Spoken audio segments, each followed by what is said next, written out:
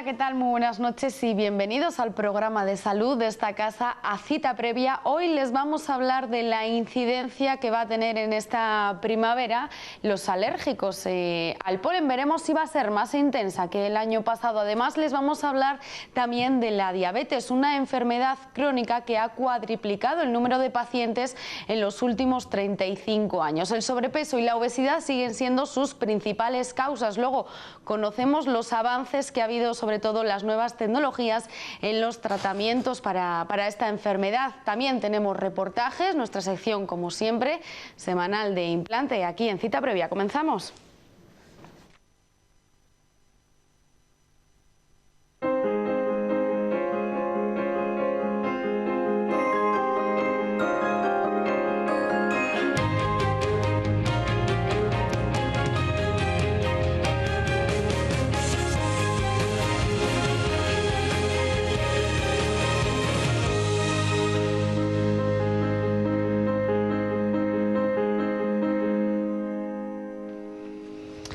Aumentan los casos de alergia al polen en niños cada vez más pequeños. El cambio climático, así como la modificación de los estilos de vida, parece ser que están siendo los responsables de este incremento. Vamos a ver esta noticia de la Sociedad de Alergología de aquí de España y luego conocemos la incidencia que va a tener en esta primavera el polen. El ascenso de las temperaturas medias y la modificación en los estilos de vida han provocado un incremento de la predisposición a sufrir alergia a edades cada vez más tempranas. Según el Estudio Internacional de Asma y Alergia en la Infancia, 1 de cada 5 niños de entre 13 y 14 años en todo el mundo sufre alergia al polen. Se ven unas diferencias entre la gente que vive en las ciudades y en el campo, que a pesar que en el campo, todos lo sabemos, hay mucho más polen, resulta que hay mayor índice de alérgicos en las ciudades. Por eso, porque el polen que hay en las ciudades, al ser afectado por la contaminación, por las partículas diésel, es mucho más agresivo. Los síntomas más frecuentes de la alergia al polen son picor nasal, ocular, lagrimeo, estornudos, así como tos y obstrucción bronquial, aunque hay una serie de recomendaciones que van a ayudar a aliviar estos factores. A la hora de hacer deporte, especialmente en pacientes asmáticos, por no hacerlos ni a primera ni a últimas horas del día, porque es cuando polinizan las plantas. Aunque las gafas de sol también son útiles porque crean un efecto barrera con los ojos. También tener cuidado si se cuelga la ropa fuera de casa, porque eso acumula polen y al final cuando las ponemos estamos ahí en contacto con el polen. Y es que comienzan los meses más críticos para las personas alérgicas. Pues parece ser que esta primavera no va a ser la peor de la historia para los alérgicos, así nos lo dice la Sociedad Española de Alergología, pero nos vamos a centrar en nuestra ciudad y provincia. Para ello vamos a hablar con Pedro Carretero, alergólogo. Muy buenas noches, buenas Pedro, noches. ¿Qué tal? Bien, muy bien. Bueno, ¿van a sufrir los alérgicos al polen estos meses? Pues hasta ahora toda la sociedad, todos los años, nuestra sociedad hacía unas predicciones dependiendo de las lluvias en otoño, en invierno, de las temperaturas, de la humedad. Y esas predicciones para este año, con el tiempo que hemos tenido el año pasado, pues iba a ser una polinización, o sea, una presencia de polen en la atmósfera nuestra moderada. Lo que pasa es que con las lluvias que llevamos este último mes, pues yo no me aventuraría a decir que es tan poco. ¿Cuáles van a ser los polenes más frecuentes que vamos a ver? Nosotros hemos vivido en invierno, aunque este año la verdad que ha habido bastante poco, el polen del ciprés, de las cupersáceas, de las arizónicas, de los setos. Y lo que nos viene ahora encima es principalmente, lo más importante en Burgos, es el polen de las gramíneas. ¿Y cuáles van a ser sobre todo los meses de más intensidad? Suelen ser pues finales de mayo, principios de junio. Siempre los pacientes se quejan mucho en la época de San Pedro, incluso en el Parral. Entonces el mes finales de junio, finales de mayo y principios de junio suelen ser los más intensos, aunque depende todo del tiempo. Bueno, luego dentro de unos meses también les vamos a seguir informando. ¿Ha cambiado el perfil del alérgico? Sí, con los años ha cambiado bastante. Al principio era pues niños, adolescentes, jóvenes, pero con el paso del tiempo no sabemos muy bien. Posiblemente deba ser todo el cambio climático, la afección de la contaminación, de las partículas diésel, del efecto atmósfera de invernadero, pues esa edad se va ampliando y personas de 50, 55 años pues pueden debutar perfectamente con una alergia al polen. Aunque sí que veis viendo, ¿no?, también en consulta un aumento, ¿no?, en la alergia en los niños debido a este cambio climático que estás comentando. Sí, se ve un incremento, sobre todo los niños debutan al principio con una dermatitis atópica, luego con una alergia alimentaria al huevo, a la leche, a las frutas, legumbres, y luego ya empiezan con una alergia respiratoria. ¿Y su prevalencia creéis que va a seguir aumentando? Las predicciones que hay, sí, es un incremento de la alergia al polen. Hay varios estudios por ahí de universidades españolas, como la de Granada, una americana, en que se han hecho unas predicciones al cabo del tiempo, y de momento si hay un 30% de alérgicos en España, igual en el 2050 aproximadamente, pues puede haber igual la mitad de la población. Pues para todos aquellos, ¿no?, que a lo mejor tengan esos primeros síntomas, vamos a explicar, Pedro, qué síntomas presenta un alérgico a esta primavera. Principalmente una afectación de ojos y de nariz. Los ojos te pican, te lloran, se te ponen rojos, en la nariz te cae sobre todo como agüillas, como un grifo, la nariz tapada, muchos estornudos seguidos, mucho picor, tanto de ojos o de nariz. Y luego en los casos ya más graves, pues tienes crisis de asma, que tienes una dificultad para respirar, te ahogas, opresión en el pecho, ruidos como pitidos, ataques de tos muy persistentes. Esos son los principales síntomas. A veces se puede a lo mejor comparar, ¿no?, con un resfriado, pero sí que tiene, ¿no?, esas diferencias. Sí diferencia un resfriado. Un resfriado principalmente afecta mucho más a la nariz, incluso el moco puede ser como agua o espeso, pero generalmente una afectación del polen siempre se acompaña de una conjuntivitis, y luego ya puedes tener las crisis de asma, de ahogarte. Es decir, esos primeros síntomas pueden, ¿no?, comenzar a venir ya a la gente. Perfectamente, pueden empezar en pocas semanas. Si empezamos a tener buen tiempo, esos síntomas en un paciente pueden debutar. Entonces, lo que tiene que hacer principalmente es un buen diagnóstico, acudir al alergólogo para que le haga un estudio alergológico y vea si aquello que tiene es alergia y a qué es alérgico. ¿Han mejorado mucho los tratamientos para estos alérgicos? Han mejorado todo, lo han mejorado tanto los diagnósticos, porque ahora somos capaces de identificar las proteínas, las moléculas que nos dan alergia, y sobre todo también han evolucionado mucho los tratamientos, ya tanto de base como los antihistamínicos. Ahora ya tenemos antihistamínicos que no dan sueño, hay estudios en conductores que se les puede recomendar. Sobre todo es muy bueno para los estudiantes, porque siempre esta época que pilla mayo, junio, con exámenes, antes tenían dificultades porque los antihistamínicos antiguos dormían, daban sueño, no todos, pero algunos sí. En cambio ahora los de últimas generaciones, los de los últimos que hemos estudiado y que ya están en el mercado desde hace unos años, esos ya no dan sueño. Y luego sí que lo que sobre todo ha habido un gran avance en el tema de la vacunación contra los alérgenos que nos dan alergia, que nos producen los síntomas, la inmunoterapia. Ahí es donde ya los extractos pues producen ya muy pocas reacciones, o las reacciones son muy locales, que no incapacitan al paciente, y la efectividad pues es mucho más grande. Mejorando, ¿no?, como siempre, la calidad de vida de los pacientes. ¿Qué recomendaciones podríamos dar a las personas alérgicas? Pues a los alérgicos al polen es más complicado que en otros tipos de alergia, como los animales o los ácaros, porque la verdad que el polen es una partícula microscópica, nosotros la vemos al microscopio en esa época, y la verdad que es complicado evitarla. Pero bueno, sí que damos una serie de recomendaciones, sobre todo pues si vas en un coche, llevar las ventanillas cerradas, utilizar filtro antipolen, pero bueno, eso ahora lo tienen casi todos los coches. En casa, ventilar la casa poco tiempo y sobre todo a mediodía, porque los niveles de polen están más altos por la mañana, entre las 7 y las 10 de la mañana, y luego a la noche. Es como que el polen se cae al suelo desde la atmósfera. Entonces, entre las 7 y las 10 de la tarde, de la noche, ya también hay niveles altos. Esto también, hombre, es una recomendación para aquellos que les gusta hacer deporte, que es cuando se puede hacer, cuando hace buen tiempo, pues que si son alérgicos, que tengan cuidado, sobre todo los asmáticos, se lleven su medicación, que hagan su medicación, y que si lo pasan mal, pues no son las mejores épocas horas para hacer deporte. También llevar gafas crea un efecto barrera en los ojos que viene muy bien. Colgar la ropa fuera de casa, pues claro, al final se acumula polen y te la pones y puedes tener síntomas. Aquellos que tengan una casa con césped, que bueno, si el césped ya está crecido con espiga, pues ellos no la pueden cortar. Y si no, pues que hay que mantenerla siempre que no crezca, que es cuando está polinizando el polen. Hacer ya su tratamiento, el que está indicado, y aquel que no tenga diagnóstico, pues que vaya al alergólogo, que le haga un estudio para indicar el tratamiento. Y luego siempre se puede seguir las épocas del polen, cuando los días que hay más, las predicciones en las páginas web de recuento a polen. Nosotros tenemos una de la sociedad en la que nosotros hacemos aquí el recuento en Burgos, que lo hacemos diariamente en mayo y junio y semanalmente el resto del año, que es polenes.com. Aparte también hay aplicaciones para móvil, esa propia página tiene una aplicación para móvil, y luego hay otras por ahí, Alerta Polen, que también nos avisan de los días que hay más polen, lo podemos configurar como todas otras aplicaciones. Entonces es una utilidad bastante buena para saber el polen que incluso de otras ciudades nos puede avisar.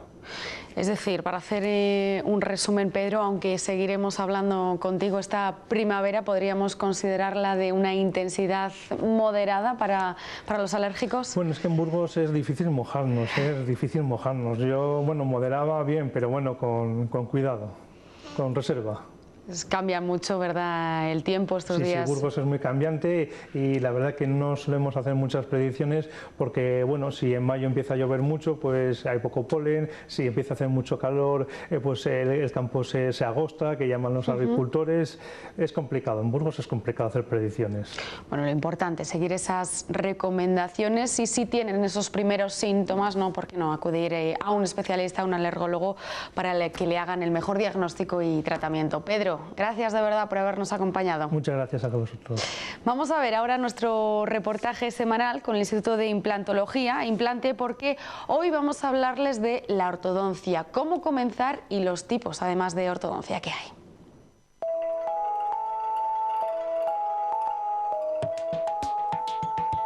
La ortodoncia es la parte de la odontología que se encarga de corregir las maloclusiones.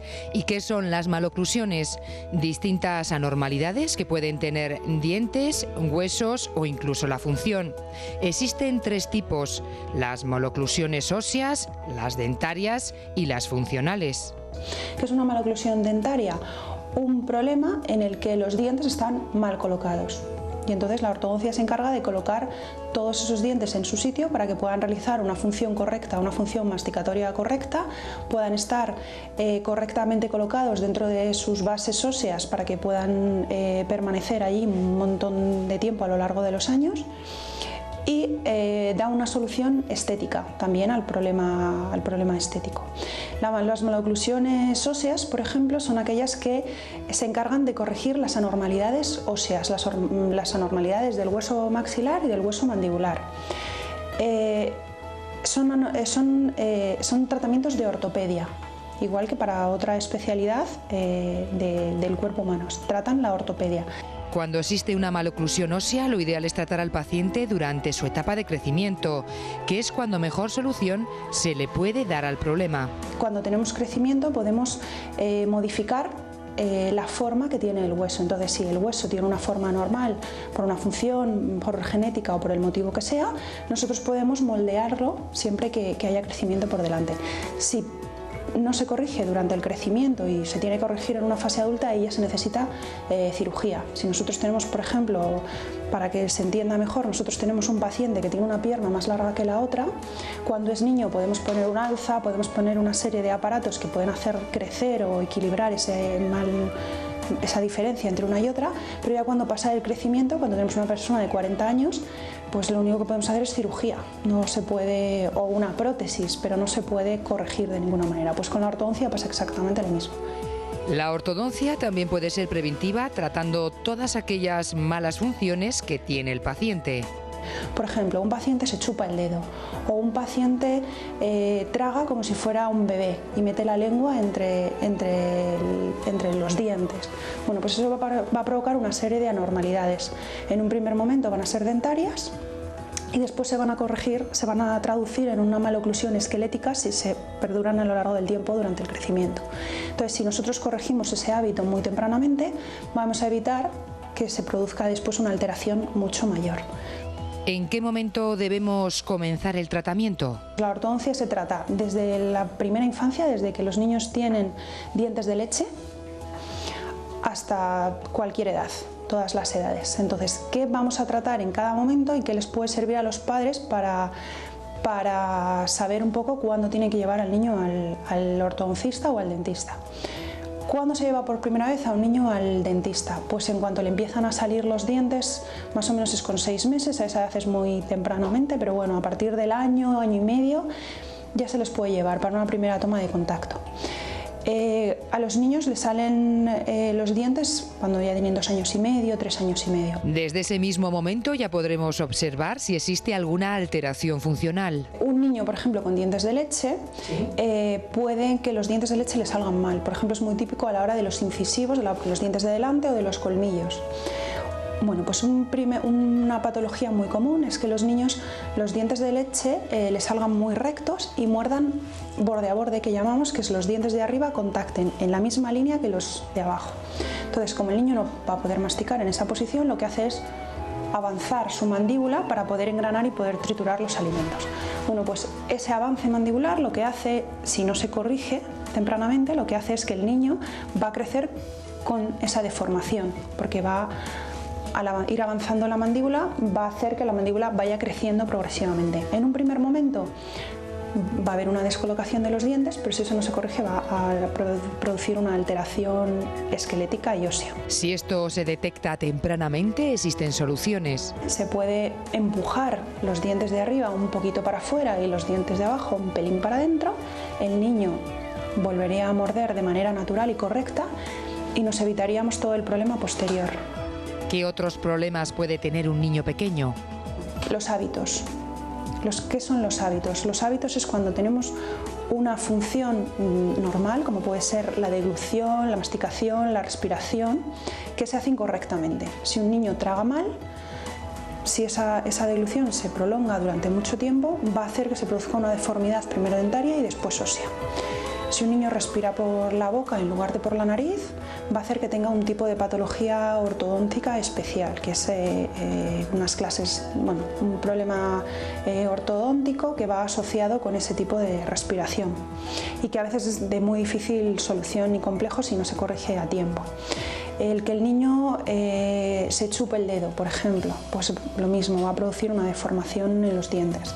Todos esos hábitos deben corregirse lo antes posible. Además, también existen los problemas esqueléticos. Esos problemas, cuando tenemos una alteración en los maxilares, en el hueso maxilar, eso lo tenemos que corregir siempre que haya crecimiento. Antes del estirón puberal, pasado esa fase de máximo crecimiento, dejamos de crecer y ya eso no se puede corregir salvo que sea con cirugía. Y luego tenemos los problemas dentarios, que son los dientes mal colocados. Esas patologías se pueden corregir a cualquier edad. A los 20, 30, 40, 60 y 80 años. Siempre que tengamos dientes, a cualquier edad se puede corregir. Y muchas veces no solo es por un problema estético, que la mayor parte de los pacientes vienen demandando eso, sino que es por un problema funcional, que no muerden bien y no mastican bien, ¿vale? Hay pacientes que no se dan cuenta, pero no pueden comer un bocadillo. Vienen aquí con la idea de que quieren tener una bonita sonrisa, pero cuando les preguntas cómo comes el bocadillo, pues lo comen de lado, no son capaces de cortarlo con los dientes, como sería de manera natural, pero nunca se han percatado de ello. Determinados pacientes que en ocasiones buscando un objetivo estético se percatan de que poseen carencia funcional, no muerden ni mastican de forma correcta. Los profesionales de implante sabrán ofrecerle la mejor solución posible. Y de implante nos vamos a ir también a este espacio que tenemos con la clínica de Artropos y para ello estamos aquí con su gerente César. Muy buenas noches. Hola, buenas noches, muy bien. Hoy nos vamos a ir a Estepona, fíjense, pero antes vamos a ver dónde se encuentra la clínica y comentamos. Artropos, centro para el tratamiento del dolor osteomuscular que utiliza una terapia exclusiva, natural y eficaz para disminuir o eliminar el dolor, la termopercusión. Tratamiento de dolores comunes en manos, hombros, cervicales, región lumbar, rodillas, pies. Consulta previa gratuita. Artropos, Avenida del Cid 3, quinto F. Y es que desde hace apenas un año, César, abriste Justo, sí. Artropos, ¿verdad?, esta clínica en la localidad de Estepona. El día 15, el pasado viernes, inauguramos el centro de Estepona. Y bueno, pues afortunadamente los inicios fueron duros, pero ya parece que está empezando a funcionar ya bien, mejor. Y vamos a ver precisamente cómo funciona, porque vamos a ver el caso de un paciente que vive en esta localidad, que le estáis dando, bueno, pues diferentes sesiones y desde allí te han hecho esta entrevista que vamos a ver y Muy luego bien. lo comentamos. Gracias. Y estamos en Artropos y con César Puello, que está en plena acción profesional, porque tenemos un paciente aquí en la cabina. César, hola. Gracias por estar con nosotros. Muy bien, igualmente, gracias. Y claro, es un paciente, cada lesión en cada paciente puede ser diferente. En este caso concretamente, ¿qué estamos tratando? Bueno, pues mira, en principio me voy un poco a recordar que el tratamiento, ¿cómo es el tratamiento? Porque es un tratamiento exclusivo de artrópodos. Es un tratamiento que consiste en combinar una percusión mecánica, un golpecito, son 120 golpecitos por minuto, junto con un calor microondas, ¿vale? La percusión provoca un efecto regenerativo. Se basa en un principio médico y natural que dice que toda célula que se daña su estructura de una forma artificial se regenera. La percusión provoca el daño artificial para que comience un proceso regenerativo en el organismo. A la vez de la percusión, el aparato que tenemos emite un calor microondas, un calor que penetra 13 centímetros de la piel. Llega justamente hasta la articulación que está dañada por artrosis, por cualquier traumatismo, que está dañada e inflamada. Entonces, ese calor profundo aumenta el riego sanguíneo por dentro, lógicamente baja la inflamación y acelera el proceso regenerativo que hemos comenzado con la percusión. De tal forma que las dos cosas combinadas simultáneamente son mucho más eficaces. La lesión puede ser en cualquier parte del cuerpo. Cualquier parte del cuerpo. Como tú has dicho muy bien, pues la mejor prueba es verlo en directo, cómo se hace. En este caso tenemos un paciente que le estamos tratando el hombro.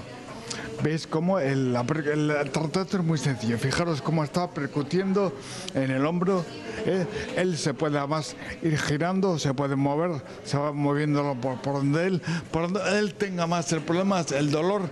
Él siente realmente, él forma parte activa de su recuperación. Nadie mejor que los propios pacientes que sepan dónde le duele, para que él tome parte activa. Entonces, este caso del hombro es un caso muy común de muchas personas que no pueden levantar el hombro, no pueden, señoras que no pueden coger los platos del armario o cualquier otra cosa, o que cualquier cosa que seguir al hombro es muy importante, y este tratamiento en particular está muy bien, porque además el hombro, tened en cuenta que el hombro, fíjate, es una articulación con la máxima amplitud, la articulación que tiene más amplitud de todas. Tiene que estar sujeta por muchos ligamentos. Esos ligamentos sufren microroturas, son problemas y que no se curan bien. Y esto hace que el ligamento se cure completamente, y la musculatura. Entonces, por eso es tan bueno. Concretamente, este paciente también, una zona que también se suele sobrecargar mucho, que tiene mucho peso específico en los movimientos, es el codo. Él también se ha recuperado en este caso. Y otras zonas del cuerpo que los pacientes suelen venir reclamando una recuperación, ¿cuál pueden ser? ¿Las rodillas? Lo que más viene a la gente, sobre todo, es por la columna. ¿La columna? Mucho por la columna lumbar. Mira, hoy hemos visto varias consultas de gente con problema de la columna. Ya gente mayor, generalmente, que andan pues con dificultad, que andan con bastante dificultad. Todo el cuerpo, la columna. Claro, soporte. Y es que además, si tiene un pinzamiento en la columna, les impide dar pasos largos, porque no pueden dar pasos largos. Incluso esas personas también tienen dolores en la cama. En la cama también no pueden aguantar ni descansados, entonces es un problema muy común, la zona lumbar, que luego les provoca dolor por las piernas, todo eso. También zona cervical, estamos tratando muchas personas que tienen fibromialgia, luego contracturas de los trapecios, todo eso estamos tratando pues muy a menudo, ¿eh? Pues si le parece, vamos a seguir con el paciente y nos va a contar también su experiencia. Muchas gracias. Muy bien, gracias. Muy bien. Y vamos a hablar con Pepe, paciente que, decíamos antes, cada paciente es diferente, pero él se ha recuperado incluso con la sesión antes de lo previsto, y ahora sí puede jugar ya al golf. ¿Cómo estás? Pues mira, muy bien. Como te he dicho antes, que hace un año aproximadamente tuve que dejar de practicar el golf porque el brazo no me dejaba de hacer el swing. Entonces vi por la televisión de Estepona el centro este y me acerqué y hablé con ellos y me dijeron que sí, que efectivamente esto con 15 sesiones pues podía ponerme en forma. Y ha sido antes, con las 10 sesiones pues ya estoy jugando luego otra vez. Eso me has dicho, sorprendente, que con 10 ya... Sí. Estupendamente, además un recorrido divino. Y ahora lo que está es terminando el tratamiento. Sí, ya me quedan 3 sesiones nada más y ya lo quiero terminar. Sí. Dicen que no hay mejor experiencia que la de una propia, la de uno propio y comentarlo luego. Exactamente, es lo mejor que hay. Sí. Y lo del golf entonces muy bien, ¿no? Muy bien, estupendamente. De verdad que me satisfecho al máximo. Tu problema era doble, el hombro y el codo. El hombro y el codo, que no me dejaba el brazo de hacer el swing completamente. Y entonces, claro, me molestaba el hombro, me molestaba el codo. Y decidí venir aquí y ya pues me dijeron ellos que con 15 secciones se quedaba perfectamente. Bueno, perfectamente, así me entiende. Bien. Y yo a las 10 secciones pues ya estaba liado con el golf otra vez. Es decir, que me va estupendamente. Pues que sigas con el golf, gracias al tratamiento de artrópodos. Desde aquí le digo a las personas que tengan estos malestares que se pasen por aquí, que esto es una maravilla. Muchas gracias. De verdad, ¿eh? Gracias a ustedes.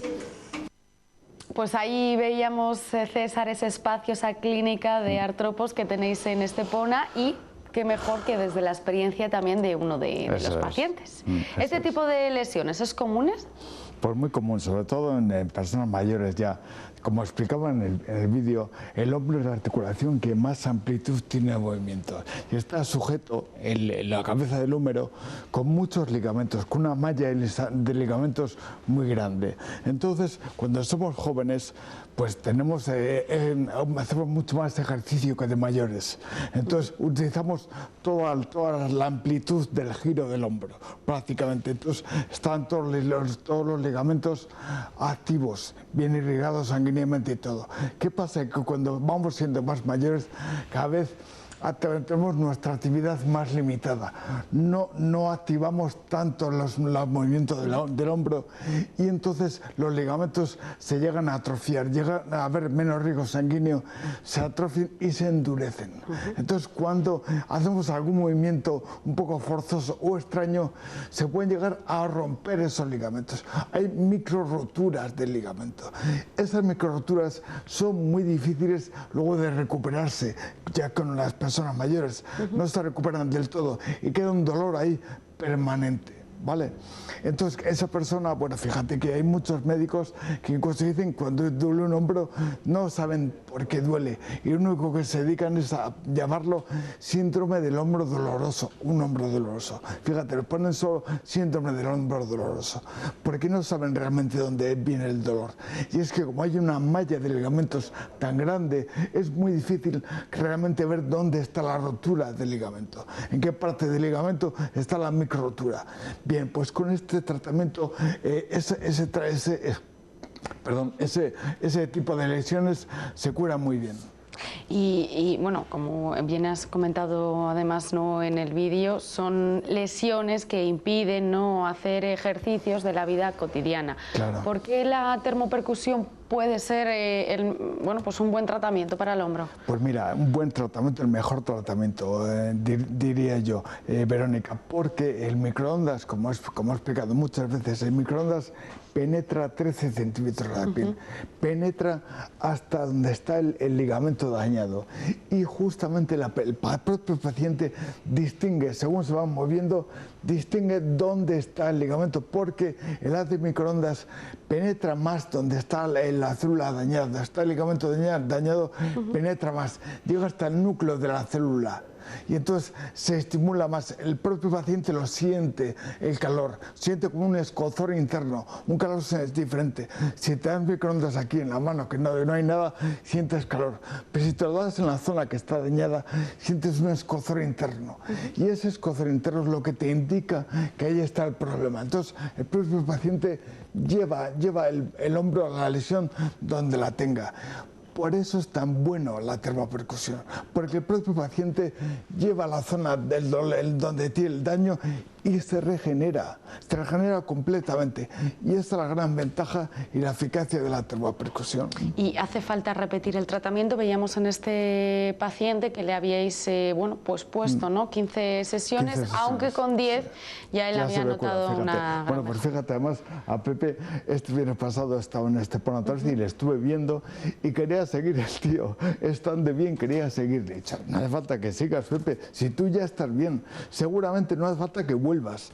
Seguramente no hace falta que vuelvas porque el hombro, lo bueno del hombro es que es una articulación que aunque trabaja mucho, no trabaja con peso, no está sometida a peso constante como las rodillas, los pies, las caderas que están sometidos en peso constante y a un desgaste constante.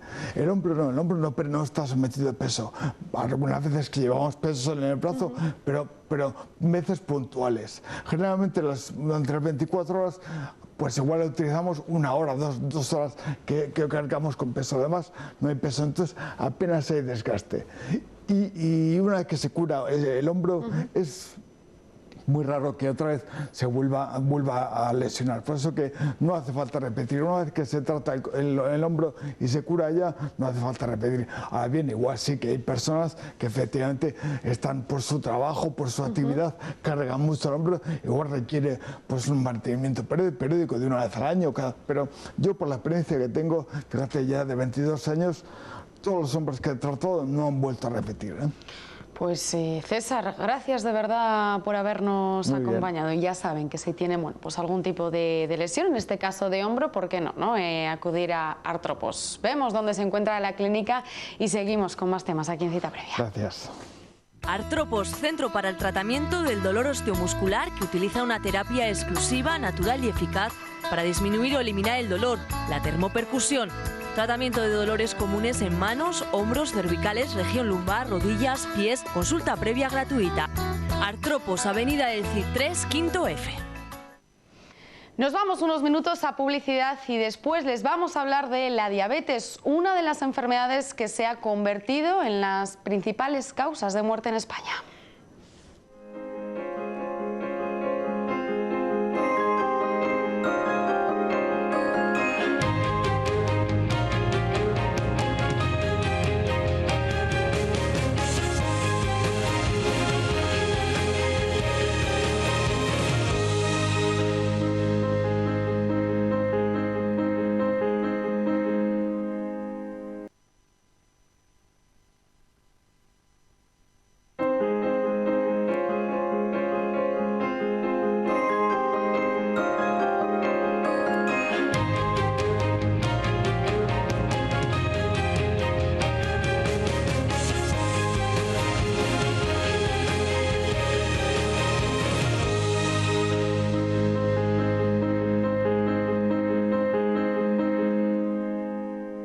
Y seguimos con más temas aquí en Cita Previa. El número de diabéticos en el mundo, fíjense, se ha cuadriplicado en los últimos 35 años. De no tomarse medidas para contrarrestar esta tendencia, la diabetes va a causar en los próximos años cada vez más fallecimientos, lo que va a llevar en el año 2030 a ser una de las 7 causas de muerte más frecuentes en el mundo. Así lo ha dicho la Organización Mundial de la Salud, que llama, pues sobre todo a reforzar la prevención y la mejora de un diagnóstico temprano. Vamos a hablar de ello con el jefe de endocrinología del Hospital Universitario de Burgos, Enrique Ruiz. Muy buenas noches, ¿qué tal? Bueno, se ha convertido, Enrique, la diabetes, son datos, la verdad que sorprendentes, en una de las principales causas de muerte en España. ¿Qué es lo que está ocurriendo? Sí, más que en España, en el mundo. Es decir, eso es algo que está pronosticado desde hace muchísimo tiempo. De hace años ya las previsiones eran de que aumentará de forma importante la incidencia y la prevalencia de diabetes. Y la realidad ha superado las previsiones. Aquí en España ya no aumenta tanto, es decir, nosotros, por suerte o por desgracia, ya tenemos el camino hecho. Entonces, nosotros hace tiempo que ya vamos en coche a todos los sitios, que nos pasamos con la comida y estamos gordos desde hace mucho tiempo. El aumento fundamental es en poblaciones sobre todo asiáticas, en indios americanos, que por un lado tienen una mayor predisposición a padecer diabetes, es decir, con el mismo peso que nosotros hacen antes una diabetes con más facilidad, su riesgo cardiovascular es mayor. Y claro, esas poblaciones han mejorado su nivel de vida. Son países en desarrollo. En la India no se sabe cuántos diabéticos hay, pero muchos. O sea, no saben cuántos diabéticos hay, por ejemplo. Y en todos los países asiáticos, además, han pasado de comer un cuenco de arroz a comer ya carne de vez en cuando. ya han pasado a utilizar la bicicleta, a utilizar allí no el coche, sino igual el ciclomotor. Entonces han dejado de dar pedales y han dejado de moverse. Con lo cual hay una clase media en todo eso. Además es la clase media, que es la clase más productiva, y esto es la que más está engordando. Y claro, porque además son muchos. Entonces, bueno, es tremendo la incidencia de diabetes en esas poblaciones. Aquí, en España, Enrique, como bien dices, ¿no?, el sobrepeso y la obesidad sigue siendo una de las principales causas, ¿no?, de la diabetes. Claro. Hablamos de la diabetes tipo 2, ¿no?, la más común. Sí, porque la tipo 1, en principio, tampoco hay muchos factores predisponentes con los que podamos actuar o trabajar. Tipo 1, digamos que es más un problema de herencia, suerte. Y en la tipo 2, sin embargo, sí que hay factores externos como son, sobre todo, eso, el sedentarismo y la obesidad. Más que el comer azúcar es el sedentarismo y la obesidad. Otro de los datos, ¿no?, también curiosos, es que ahora mismo la incidencia es mayor en hombres, ¿no?, que en mujeres. Incluso en mujeres va descendiendo ligeramente. Bueno, la verdad que la estadística... Esto también es a nivel sí, mundial. son pequeñas variaciones y demás. Y yo no lo tengo, no tengo muy claro, porque además las estadísticas se hacen en poblaciones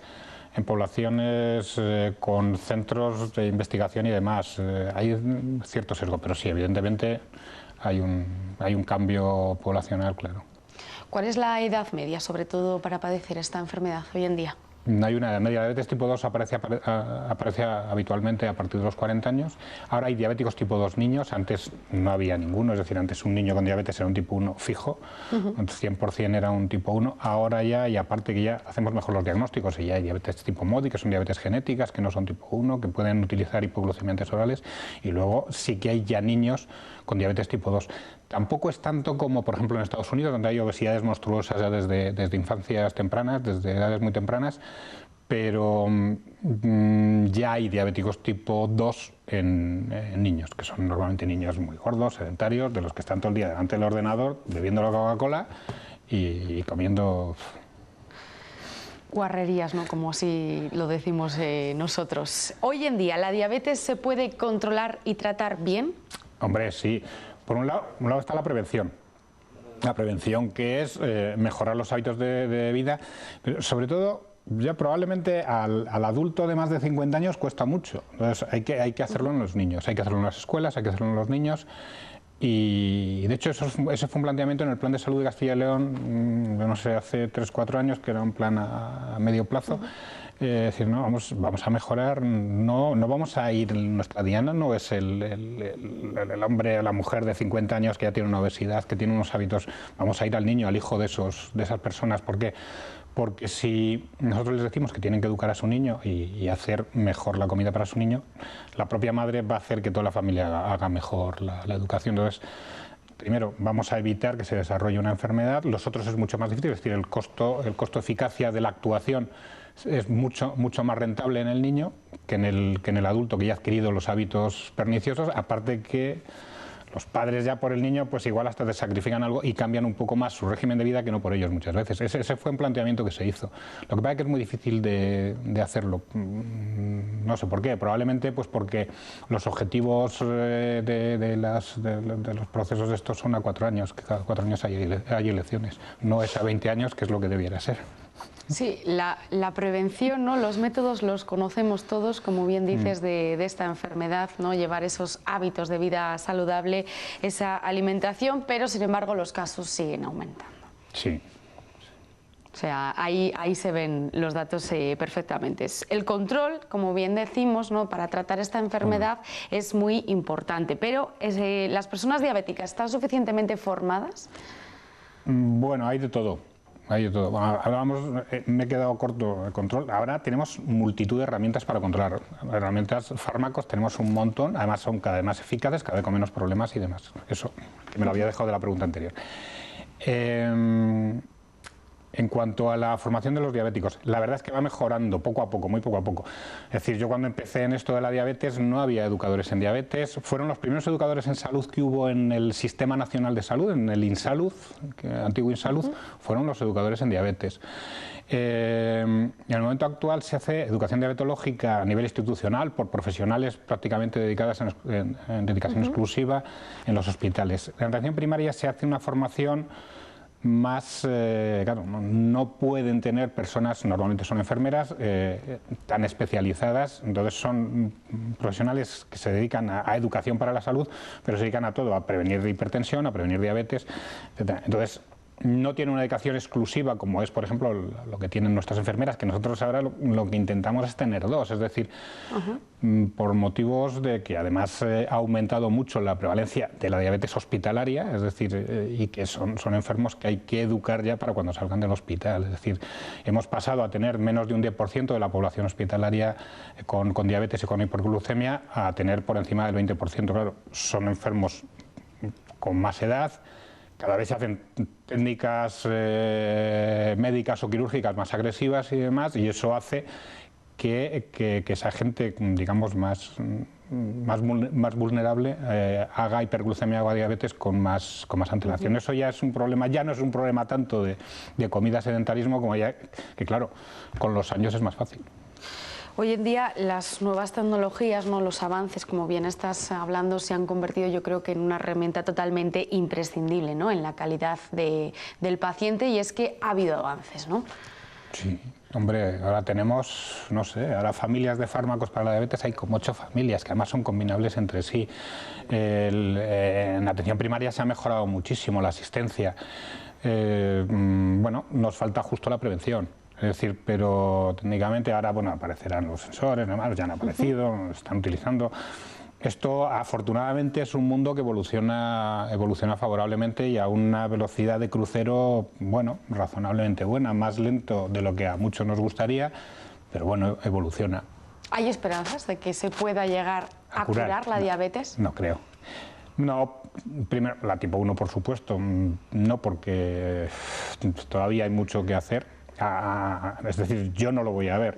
Seguro que yo no voy a ver curar la diabetes, aunque yo pienso vivir mucho, pero seguro que no lo voy a ver. Así que en el momento en que revertamos estas costumbres, vamos a mejorar el diagnóstico. El diagnóstico ya se hace mucho, porque se hacen muchos despistajes, en los centros de salud se hacen de forma sistemática mucha analítica, las revisiones rutinarias de las empresas y demás.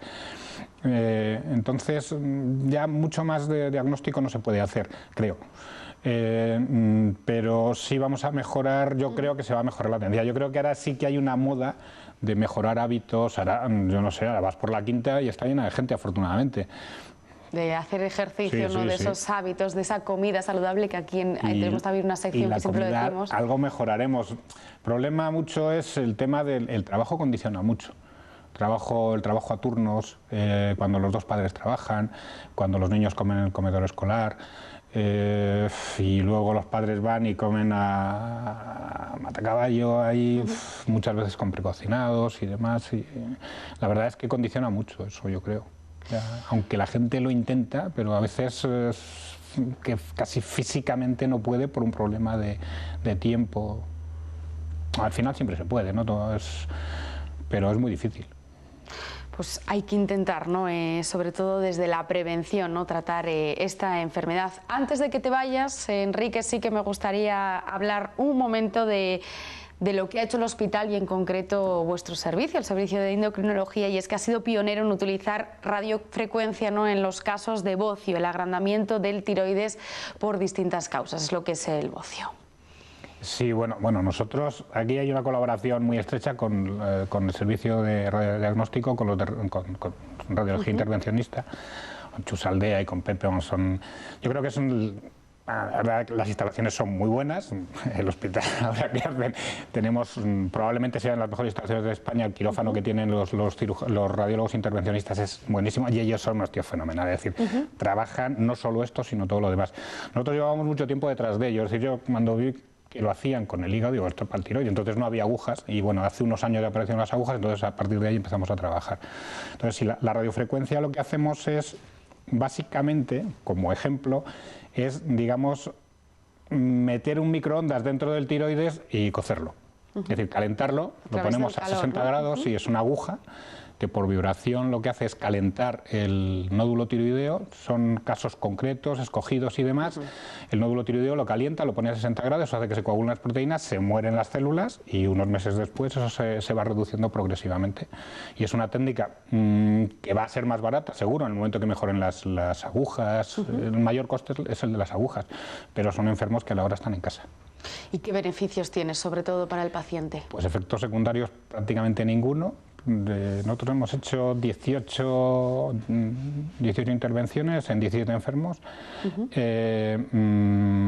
Todos se han ido a casa a la hora. La única complicación, por decir algo, es que una de ellas, una mujer, tuvo un pequeño hematoma, pero fue el hematoma al hacer la incisión para introducir la aguja. Es una incisión que se hace de 3 o 4 milímetros y bueno, pues un hematoma, como a veces hemos hecho hematomas de esos cuando pinchamos el tiroides con una aguja.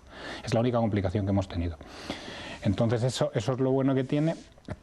No es como una cirugía, es decir, no es tan radical como una cirugía, por lo tanto no quitas todo el tiroides, no puedes quitarlo por motivos técnicos, es prácticamente imposible quitarlo todo, quemarías tiroides sano y estaríamos ahí ya con más riesgo de complicaciones, porque por aquí pasan estructuras un tanto delicadas. Enrique, de todas formas, de estos nuevos avances de la mano de los profesionales del hospital, vamos a seguir hablando porque iremos a ver estas nuevas tecnologías. Sí, gracias, de verdad. Pero ahí el trabajo también es de los radiólogos, ¿eh? Los radiólogos, además, que son gente con la que da gusto colaborar, no solo para esto, sino para todo. Equipos multidisciplinares, ¿no? Que claro, aquí siempre también lo decimos. Aparte, son grandes profesionales, son grandes personas. Gracias por acompañarnos. A ti. Vamos a ver ahora un reportaje, y es que desde hace un año abrió sus puertas en Burgos la asociación Aspaim. Se trata de un centro de fisioterapia que atiende principalmente a gente con discapacidad. 60 personas acuden regularmente a estas instalaciones. A lo largo de este año, Aspaim va a habilitar además una unidad especializada en el tratamiento del ictus. Aspaim Burgos abrió sus puertas el 20 de marzo de 2015. Se trata de una asociación sin ánimo de lucro y ofrece, entre otros, servicios de fisioterapia, inserción laboral y programas de empleo. Hace 25 años se inauguró el primer centro de la asociación en Castilla y León y actualmente cuenta con 4 en toda la región y en breve se inaugurará un quinto. En Burgos están ubicados en Villa Gonzalo Arenas. En Burgos empezamos, no había suficientemente un presupuesto para lo que queríamos. Y bueno, conocí a un constructor, José Pedro González Ferrer, que nos regaló el terreno y bueno, nos cobró el material, casi la mano de obra también nos la regaló. Y más la Junta de Castilla y León, claro, que nos dio pues dinero para hacerlo. Y pudimos hacerlo más grande de lo que queríamos. Trabajan por y para mejorar la vida de las personas con discapacidad. En su centro de fisioterapia ofrecen toda serie de tratamientos en su unidad de prevención en discapacidad y dependencia. La mayoría de las personas que se tratan padecen lesiones medulares. También tenemos varios ictus con hemiplegias, tenemos alguna parálisis cerebral y alguna neuropatía pues de diferentes causas, pero bueno, sobre todo lesión medular. Para conseguir mayor efectividad en los tratamientos, Aspaim posee una amplia gama de aparatología.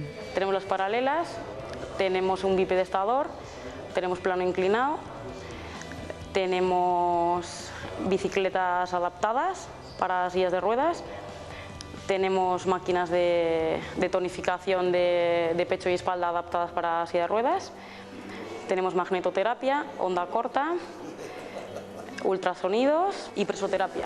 Pero el centro también está abierto a todas aquellas personas que tengan molestias musculares y a unos precios asequibles.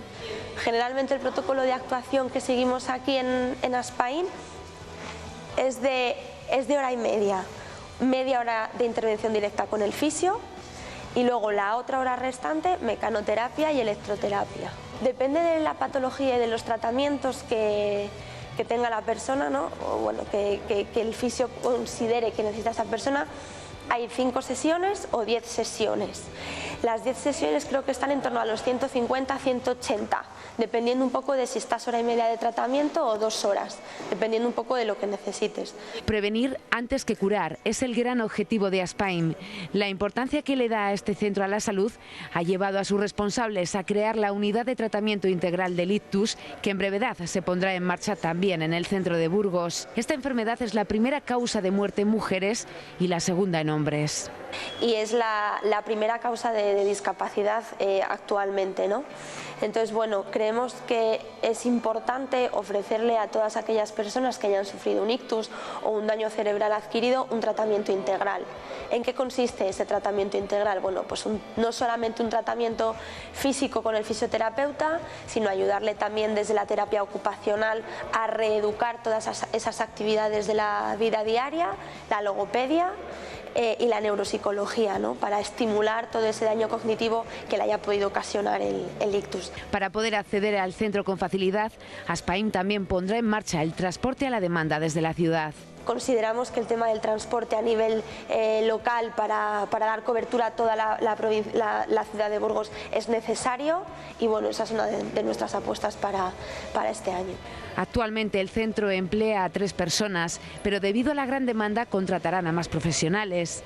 Reciben una media de 10 usuarios al día. El problema de la silla, aparte de contracturas, dolores que tienes, pues te ayuda a los fisios a quitarlas. Luego si haces continuamente, de continuo, pues tienes las paralelas para mantenerte de pie con los biciclores, gimnasia para máquinas de gimnasia, que pues por no tenerlo en casa. Si tienes algún otro problema, pues la de manoterapia y los fisios. O sea, es un mantenimiento para estar más en forma. Además de la salud, Aspaim también apuesta por la inserción laboral y los programas de empleo. Gestionamos 2 programas que están financiados por la Junta de Castilla y León. Uno es itinerarios de apoyo personalizado al empleo para personas con discapacidad, que es para adultos, y otro es el programa de formación de empleo juvenil, que gestionamos toda la parte de personas jóvenes de entre 16 y 30 años con discapacidad. El voluntariado es otro gran empeño de este centro. Dentro del programa de voluntariado gestionado desde el Consejo de la Juventud de Castilla y León, elaboran talleres para formar a jóvenes y que estos sepan lo que supone la discapacidad. De cómo se puede tratar a una persona con discapacidad, tipos de juego inclusivo también, para luego poder llevar a cabo las actividades que desarrollamos. Por ejemplo, tenemos un campamento de verano que se organiza desde Federación Nacional Aspaim, que es un campamento inclusivo que este año cumple 19 años, que se hace en Cubillos del Sil en León. Entonces lo que hacemos es un campamento totalmente inclusivo para niños con y sin discapacidad. Bueno, pues los monitores que van a ese campamento durante todo el año asisten a estos cursos de formación que te comentaba, y en Burgos se han realizado 2. En la actualidad el centro cuenta con 70 socios. También se financian gracias a subvenciones regionales de la Junta de Castilla y León y a aportaciones de fines solidarios.